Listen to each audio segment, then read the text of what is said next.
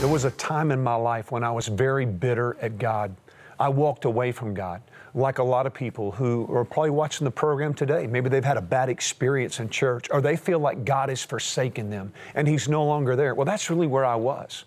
And so in this limbo time, me and Missy, my wife, walked in Walmart just to do some shopping. We're kind of night owl people anyway.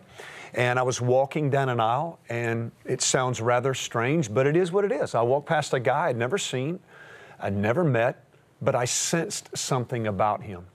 And because of already having became a Christian years earlier, I just walked past him and said, "Sir, excuse me. There's two things I'd like to ask you. I know we've never met. Number one, are you a Christian? Number two, are you in ministry?" And he about passed out. He said, "Actually, I'm both. How did you know?" And I said, "I don't know. I just walked past you, and there's something about you. There's something that emanates from you." And he actually was a youth minister.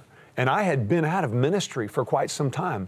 I swore I would never do ministry again. I was bitter at God. I was angry at God. God had failed me. I felt as though, quite honestly, God had stabbed me in the back.